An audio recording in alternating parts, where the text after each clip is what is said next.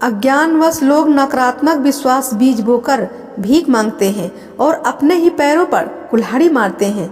अक्सर लोग शिकायतों से भरा जीवन जीते हैं। वे अपनी असफलता का दोष अपने रिश्तेदारों, सहकर्मियों, मित्रों पर मढ़ते रहते हैं। वास्तव में ऐसा करके वे गलत विश्वास बीज बो रहे हैं, जिसके परिणाम स्वरूप उनके जीवन में दुख, बीमारियां और परेशानी ही आती हैं। मगर कुदरत भीख नहीं देती, वो वही देती है जो आप बोते हैं।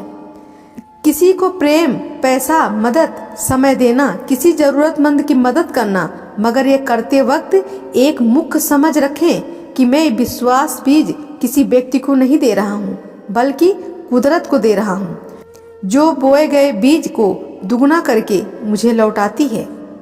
हर इंसान में कोई न कोई खूबी होती है।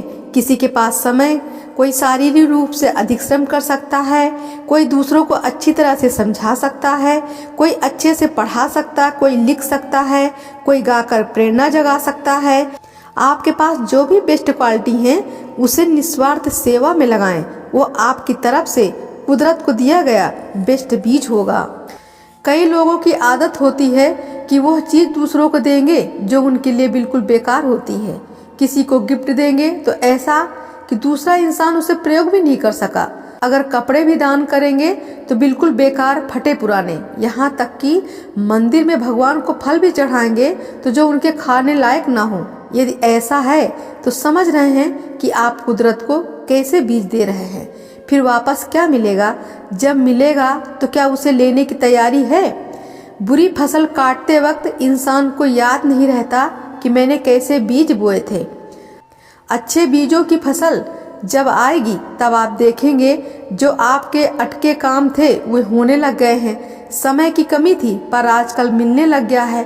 किसी काम के लिए जो संसाधन चाहिए थे सब खुद ब खुद जमा होने लगे। जिसकी आपको जरूरत है वो धीरे धीरे सहजता से आपके पास आता जा रहा है। जब ऐसी फसल आने लगे तो याद रखें कि इस फसल के एक हिस्से से वापस नए उत्तम बीज बोने हैं। मतलब पैसा आने लगे तो उसका कुछ भाग सेवा में लगाएं।